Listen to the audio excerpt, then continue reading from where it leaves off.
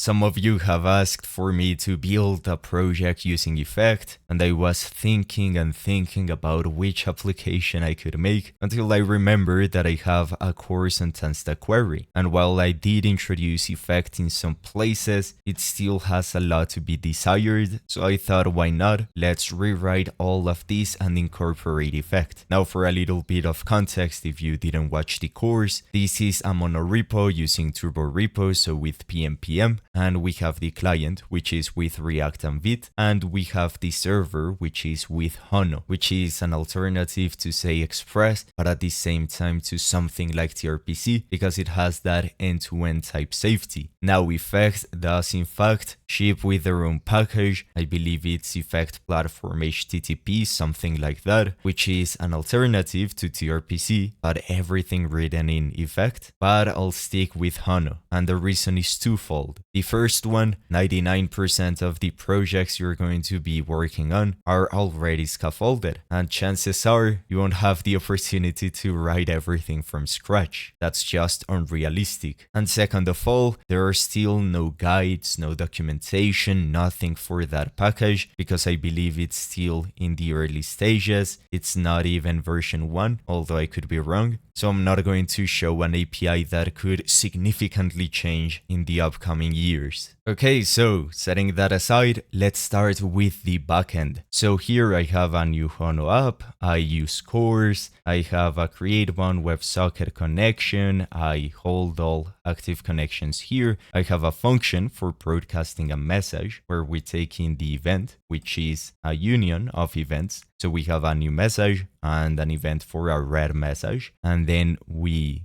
send it to the client. And then I have the actual business logic. So I have a get endpoint for the chat. So it is going to retrieve all of the messages. As we can see, it will be JSON. Then we have a post for chat. I use the SOD validator. I'm not going to be using the effect schema for this video. And why? I believe there's no adapter for effect schema for Hono. So I'll stick with SOD. And then here I use effect in these two places. And the only reason I used effect for this was to simulate some delay. As you can see here, yield effect.sleep. And then I get the incoming message, which is already parsed, so valid JSON from the validator. And then we construct the new message, and then we push it, and then we broadcast the message. And then we have a patch for marking a message as read. Same logic, we take in the ID when the message was read. We find the message. If it is undefined, we return a 404. Then we replace the read add, and then we broadcast the message, and we return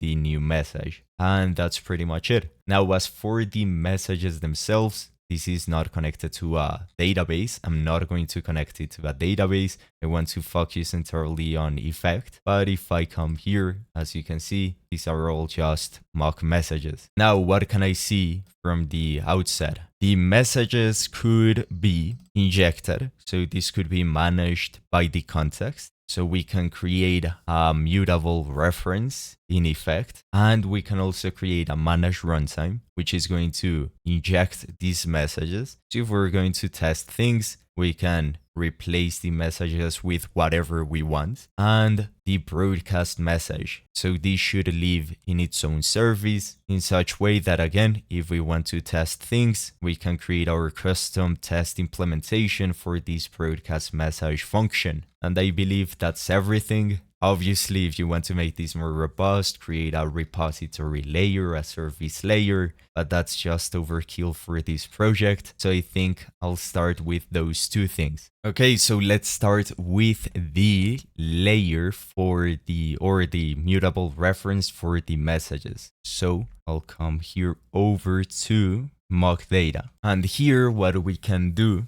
is export a service. So we can first of all create the class for the ref, so chat messages ref, and then we can have the methods. So this will be pretty much our service. So we can say public get all, and this will be an effect that succeeds with an array of chat message and can never error and doesn't require anything. Obviously, if this were a real application, you would have errors. They would be database errors. or querying or cache errors if you want to add a cache in between. And for the services, again, that could be a cache, a database, a logger, anything else that could live within this layer. Then we have the mark as read. So this will be a function that takes in the message ID, which is the chat message at ID, doesn't return anything, just void, and not error, doesn't record anything. And for add,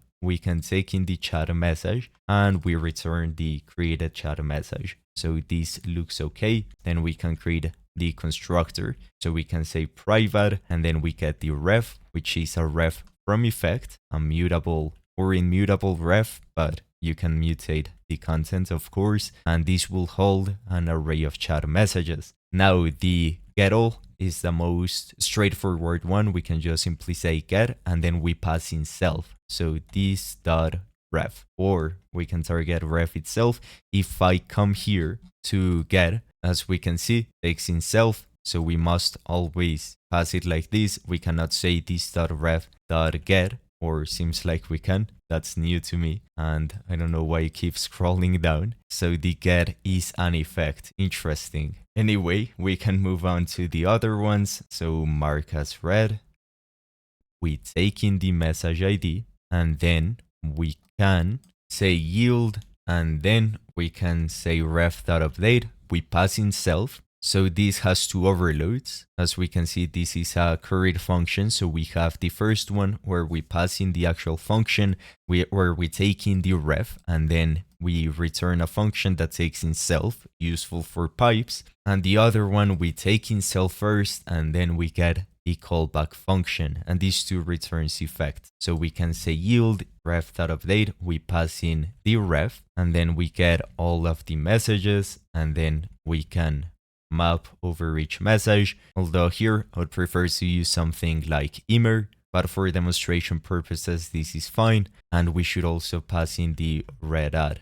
So this should be at read add, and then we get the read add here and we can replace it as such. Although now that I think about it, the generator is redundant because this in itself already returns the effect that we're interested in, so we can get rid of this. And to update it, this seems correct. We update, pass in the ref, we get the previous messages, and we add it to the array. However, this returns an effect of void, and this expects us to return the actual chat message that was added. So here what we can do is pipe this, and then we can remap this to simply be the message that we pass in. As simple as that. And now we can create a static method for making this ref. So we can say static make. We take in the initial messages. So this will be a chat message, an array of chat messages.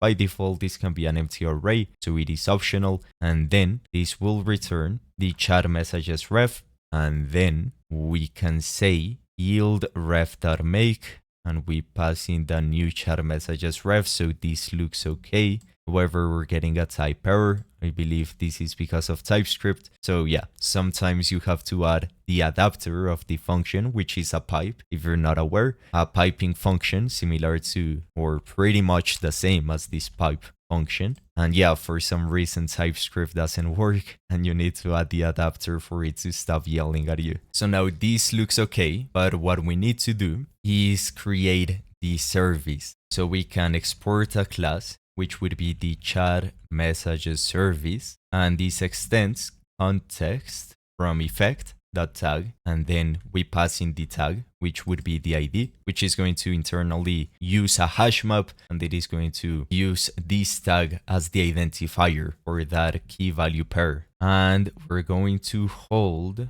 we need to reference this, and we invoke this again, of course. And now we can create the live implementation of this. So we can come here to the bottom. Let me collapse this. We can say export class chat messages service live is equal to layer from effect. And then we can say effect, because we're going to provide an effect. So if I come here, as you can see, it takes in the tag of the context, which is the identifier again, and then we can either pipe this through, so this is going to take in the effect, or well, we're going to be using this one, where we pass in the effect that is going to build this ref, so the make function. So here we can say chat messages service, which is the tagged class for the context, and then we can simply say chat messages ref dot make. And why are we getting a missing bracket? And this is const, not class. And now we're good to go. Now, before going on and creating the manage runtime and whatnot, I forgot about this small detail for when adding a message. So here we're taking the whole entity, which doesn't make sense. We need to avoid or prevent someone to passing in the ID. Now, this is where schema would shine, because you can create this schema for the chat message, and then you could decode that within the add, and you can simply add the ignore property to the decoding process. So it is going to omit the ID, and then you can add the ID after that. Now, the reason why you cannot trust entirely in TypeScript for this is because these extra properties, so let me actually turn this into an effect.gen, so we have that imperative code. So we can copy this, we can say const new message is equal to, we spread over the message, and then the ID can be a create ID, and this comes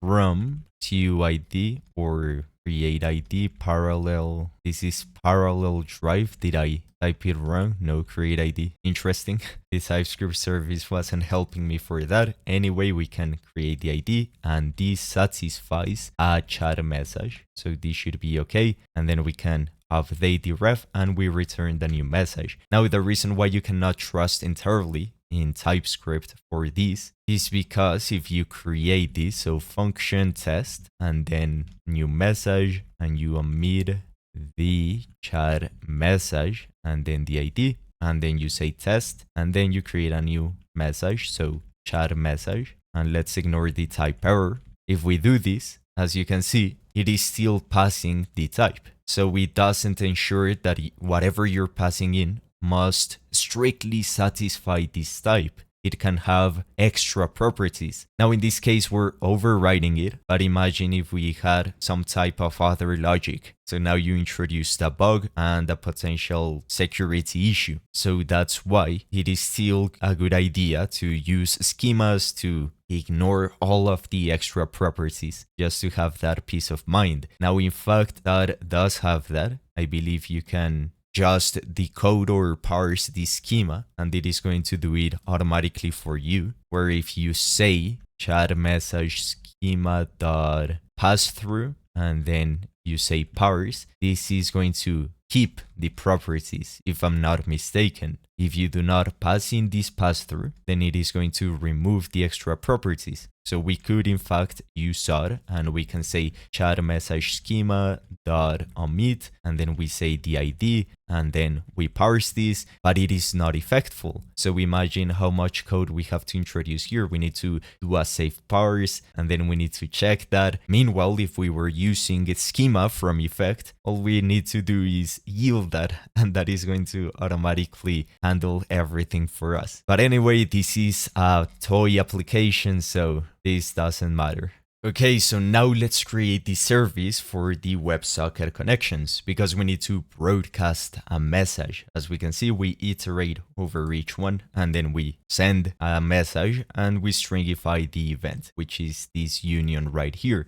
So for that, in fact, I'll create a service or services directory, and within this one, I'll create a websocket.service.ts file, and then here we can create our implementation for the WebSocket service. So what I'm going to do is create the class itself, so WebSocket broadcast service implementation, and this will have private connections. So here, if I come back here, as we can see, we're using a set, but since we're using effect, why not use the hash set from effect? So here we can say empty, and then we can pretty much copy this verbatim, but with effect. And then we can come here and say add connection, and this will take in a connection, which is a WebSocket context. And then here we can say sync. And then, because we want to make this effectful, we can say this dot connections is equal to hash set dot add, and then we pass in this dot connections and we pass in the connection itself. Now, why are we reassigning these dot connections to hash set dot add? Well, that's because this hash set is immutable, which I suppose uses a structural sharing behind the scenes. I would like to believe so for performance reasons, but that means that you need to reassign every single time you want to mutate the hash set, which is more predictable because now const hash sets cannot be mutated. So as for legibility and the intention of your code, it makes sense. So let's keep it that way. If I come here to add, as we can see, again, two overloads. The first one takes in the new value and then returns a function that takes in self, and the other one takes in self as the first argument, and the second one is the value. So now we can say remove connection. Again, we get the connection we want to remove, and all we need to do is hash set dot remove this dot connections, and we pass in that connection. And then we have the broadcast. So here we can say we take in an event, which is a WebSocket event from /types, this one right here. And what I'm going to do is say effect.forEach. And then this one takes in a lot of overloads. So one of them is taking in self, makes sense. The other one takes in self first, then the function, and the other one is the iterable. So I'm interested in this one. I like the syntax. I like passing self first and then the function, as opposed to having the iterable in line with everything. In my opinion, makes it more readable. So I'm going to say this dot connections, and then we get the connection here, so for each one, and then we can try this. I'm not sure if this is going to throw an error. I'm not sure if the send function throws an error, which is one of the sad things about this not being in effect. If everything was in effect, our lives would be way easier. But I'm going to assume it will not throw an error. So for simplicity reasons, I think I'll just say promise. Although this is not a promise, I just noticed that. So we can just say sync. I'm going to trust that this doesn't throw any errors, but I'm 100% sure it does. So the most reasonable thing would be to have a try promise. In that case, I'll leave it as a try. If it throws an error, it is going to crash our application.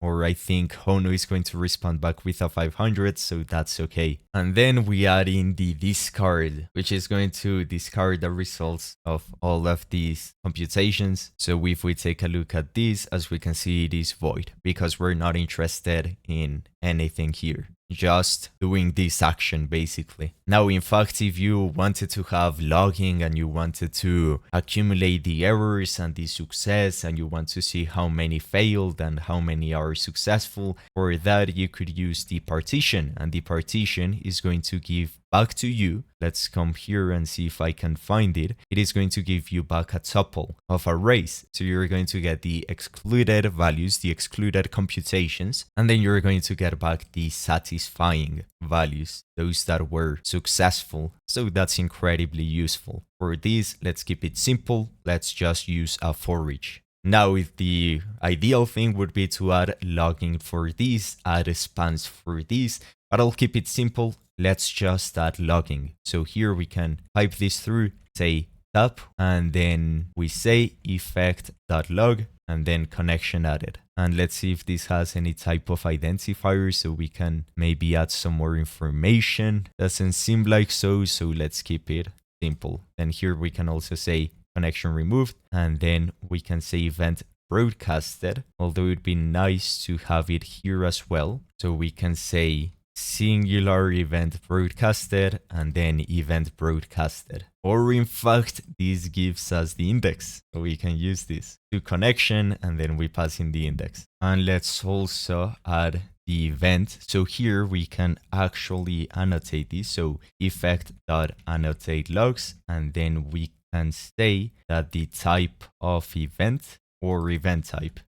Now with this, we can create the service. So we can say export class, WebSocket broadcast service extends context from effect tag, and then let me copy this and let's leave this up to Copilot. And this is succeed because this doesn't return an effect. This is just a traditional object with effects, so we're not going to be using layer.effect. Although we could do that if we wanted to and create an effect generator here, move these functions within it, and we'll handle everything via that generator, but let's keep it this way. Now let's refactor this. Let's come here to services and let's call this the chat messages service. So chat messages service.ts, and let's just copy all of this, paste it here, remove this, and then we can create the runtime. So in fact, I'll create a runtimes directory, and then I'll call this the endpoint runtime, and then export const endpoint runtime is equal to, and then we're going to create our own managed runtime, and you will see why this is very useful. And then we can merge all of the layers. So we have the chat messages service and the WebSocket broadcast service, these two. So what this is going to do is automatically inject the services. So we can say endpoint runtime dot run promise, and then here the effect is going to automatically have these two layers accessible. So there's no need to provide the layers for every single call that we do. We can just use this managed runtime. So now we can remove this. So now let's refactor our main file. So for this, let's start with the most basic one, getting all of the messages. So here we can have different approaches. The first one, we can simply say return and then effect.flatMap, and then we access this service, which is the chat messages service. Thank you, Copilot. We get the service here, and then we can flatten this getAll. So now this will return an effect, and then we can pipe this through, and then we can say endpoint runtime and then run promise. And by doing that, this is satisfying the requirement of the chat messages service. However, we want this sleep behavior. So for that, let's convert this into a generator. And then here we can say chat messages service yield chat messages service, because if you recall, the yield basically flattens the effect. So this is the equivalent of doing this. And then we can say const all messages is equal to yield, then chat messages service, and then we can say get all. Although this is the only time we're using this, so we can in fact yield the yield of this, but let's keep it more readable, so I'm not going to do that abomination. And then we can yield an effect dot sleep, and then a duration, and then seconds. And in fact, I would like to use the random. I can't recall off the top of my head how to use the random service. Random like this. Do we need to yield this? Random yield random. Or am I mistaken? Where does this come from? So random.random, is that the way to do it? And then this next is an effect. It returns the next value. But we have the next range, which is what I'm interested in. So I'm going to say const sleep 4 is equal to yield random dot next range, and then we can say 0.5 and 1.5, and then we can sleep for that. And finally, we return the JSON of all of the messages. Although I think this is redundant, we can simply target random, and we can now get rid of this. And we need to run this. Endpoint runtime dot run promise. Okay, so now this is looking much better. Now we can proceed to this one. So I'm going to do a return effect.gen. So we're going to replace that entirely. And then I'm going to say const messages service. So chat messages service, quite verbose, but who cares? We yield the service so we get access to it. And then we need the WebSocket service. So yield WebSocket broadcast service, and we need to import this. And then we can say const new message is equal to yield chat messages service dot add, and the incoming message is this one right here. So we can pass it here, incoming message, and then we can yield the WebSocket service dot broadcast. Type is new message, and then the message is the new message, and we just JSON this, and we can remove this. So this is the whole logic. This requires two services. We're providing them via this managed runtime. Now, finally, to mark this as red.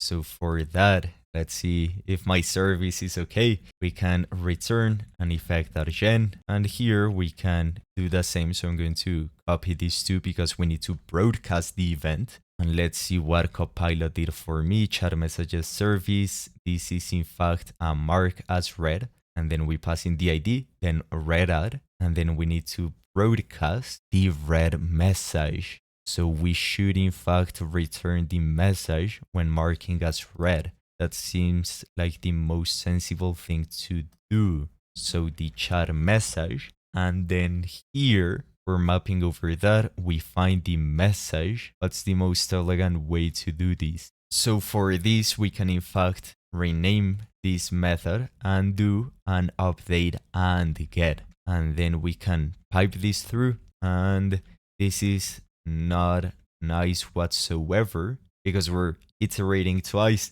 but I can't really think of a leaner solution for this. Do you have any recommendations? Do let me know in the comment section. And with that, I believe this should be good to go, right? So we get the message. Why is this not getting updated? Seems like I remove that. And where are we getting an error here? Type undefined. Makes sense, because if the message doesn't exist, then we're not going to get back anything. So I think I'll change this to an option. So I'll say option.option of this. This comes from effect. And then we can say option from nullable. And then we can come back here. And if the message is none, then we know that it doesn't exist, so bad request. So if it's none, return C dot not found. And that looks good to me. So we can remove this, and we're getting a type error here. And I forgot to change this to a .value too. Okay, so the types of Hono and also the types of effect clashed with this, had to go back and forth a lot. So what the problem is, when you invoke not found, it returns either a response or a promise of a response, which makes it problematic because if you try to wrap this into an effect.promise, since it cannot be a promise, right? Because it's just a response, then you're going to get a type error. But you cannot wrap it into a sync, an effect.sync, because it can be a promise. So for that, what I did, and this is untested, I have no idea if this works, I assume it does, but just in case, I invoked not found, and then I have to check manually, is it an instance of promise? If so, then do an effect.promise, otherwise return it as is. Now, if you were to write this with effect, what you would do is create an additional layer, and that layer would most likely wrap these kind of methods. So you would have this internally, and you would just return yield Hono service dot not found, for example. So in other words, create a wrapper for Hono, but in effect. That's the thing. Okay, so now all that's left to do is this part, when we open up a WebSocket connection and when we close one. And that's already implemented in this service. So what we can do here is actually say effect dot and then we get the WebSocket broadcast service, and we get the service here, and then we can say WebSocket service dot add connection, and we pass in the WebSocket connection, but we're not doing anything here, so we can say endpoint runtime from promise. Is this a promise or asynchronous function? Let's see, add connection, asynchronous function, so run sync. And we can do the same here. So on close gives us the event and then the WebSocket context connection, and we can do the same. We remove the connection and we pass in the WebSocket, and that should be it. We are now good to go.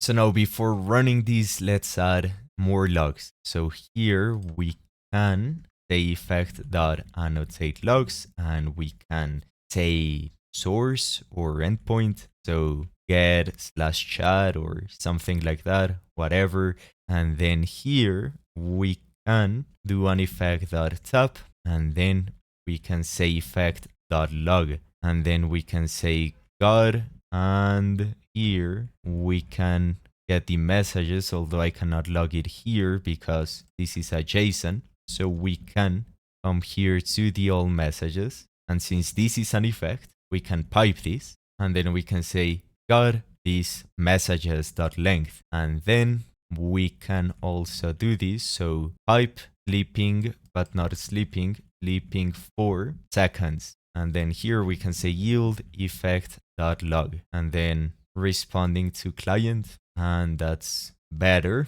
just so that we can debug. And then we can annotate logs for these too. This could be actually for endpoint adding a message, and this could be for getting all messages. And then here we can do the same. We can say dot pipe and then dot tap. We do a log, add a message with this ID. This already logged, so no need to add that there. And let's leave it like this actually. And now if we run this, which is spawn run dev server, and then open up my client, as we can see, we get loading and we get fiber 2 connection added, then got 0 messages, nothing in our mock database, slept for this second, and then responding to client, and we get 2 queries there. If I type in something, we get the message here, and we get event broadcasted endpoint, and then the event type, singular event broadcasted, etc. And that's it. As you can see, Effect is really powerful and it has great developer experience. Now in the next video, I'll migrate the client, so the React application, over to Effect. And maybe we can add more functionality, maybe the red message. We can batch them, create a queue. Let's see what I come up with. Anyway, I hope you learned a lot and that you enjoyed the video. If you want to see more content like this, make sure to subscribe and like the video. I'll see you in the next one. See ya.